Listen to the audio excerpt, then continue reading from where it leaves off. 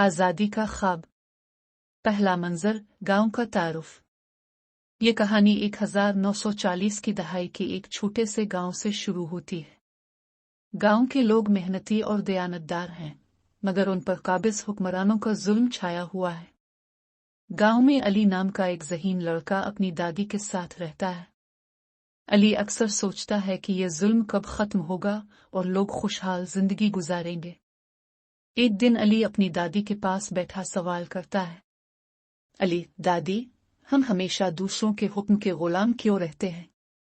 दादी, बेटा, गुलामी का जख्म वही महसूस करता है जिसका दिल आज़ाद हो। मगर याद रखो, हमारी कौम अब जाग चुकी है। कायदे आज़म मोहम्मद अली जिन्ना की क़यादत में हम एक आज़ाद मुल्क की जिदोजहद कर रहे हैं। अली, क्या हम वाकई आज़ाद हो सकते हैं? दादी, बेटा, आज़ादी कोई आसान चीज़ नहीं। इसके लिए कुर्बानियां देनी पड़ती हैं। दूसरा मंजर, अली का ख्वाब। रात को अली एक ख्वाब देखता है। वो एक खूबसूरत सरजमीन में घूम रहा है जहां सब्ज खेत, बुलंद पहाड़ और बहती नदियां हैं। बच्चे हंसी खुशी खेल रहे हैं, औरतें आज़ादी से खरीदारी कर रही हैं और लोग अपने मजहब के मुताबिक इबादत कर रहे हैं। अचानक ख्वाब में एक बूढ़ा शख्स, जो कायदे आज़म के मुशाबे है, अली से कहता है, बूढ़ा शख्स, ये जमीन तुम्हारी होगी, मगर इसके लिए तुम्हें और तुम्हारी कौम को मेहनत और कुर्बानियां देनी होंगी। अली नींद से जागता है और सोचता है, यह ख्वाब सच कैसे बनेगा। तीसरा मंजर, गांव के हालात।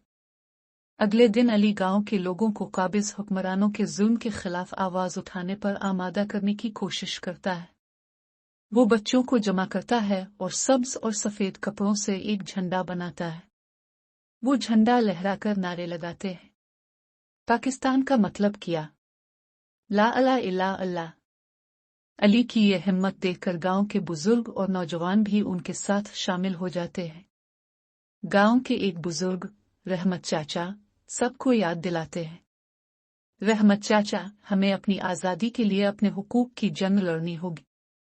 कायदे आज़म ने कहा है कि पाकिस्तान एक ऐसा मुल्क होगा जहां हम अपनी मर्जी से जी सकेंगे। चौथा मंजर, तहरीकन पाकिस्तान। गांव के लोग अब कायदे आज़म के पैगामात पर अमल करने लगते हैं। अली और उसके दोस्तों ने एक कारवां बनाया जो गांव-गांव जाकर लोगों को आज़ादी की अहमियत के बारे में बताते हैं। औरतें अपने जेवर तहरीकन पाकिस्तान के लिए अतिया करती हैं और नौजवान जल्द से जुलूसों में शरीक होते हैं। एक दिन अली को खबर मिलती है कि लाहौर में एक बड़ा जलसा होने वाला है। वो अपने गांव के लोगों के साथ वहां पहुंचता है और कायदे आज़म की तकरीर सुनता है। कायदे आज़म, हमने आज़ादी का फैसला कर लिया है। हमें एक ऐसा वतन चाहिए जहां हम अपनी मजहबी और सकाफती आज़ादी के साथ जी सकें। ये तकरीर अली के दिल पर गहरा असर डालती है। वो अहद करता है कि वो आज़ादी के लिए अपनी जान भी कुर्बान कर देगा।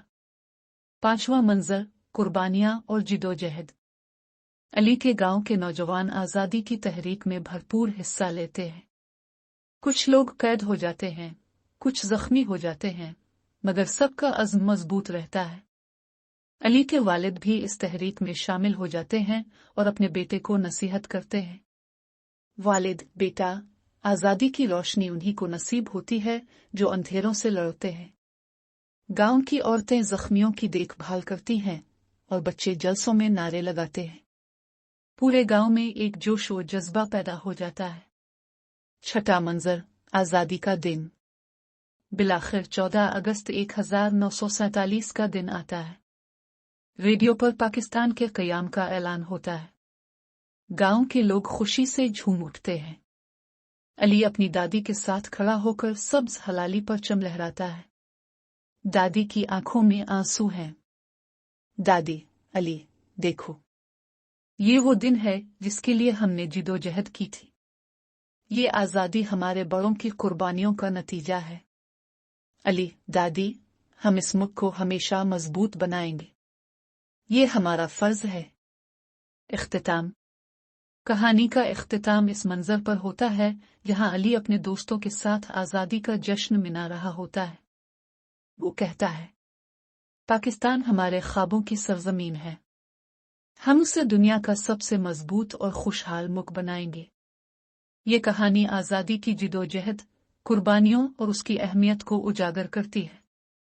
اس کا پیغام ہے کہ آزادی کا خواب پورا کرنے کے لیے متحد ہونا ضروری ہے۔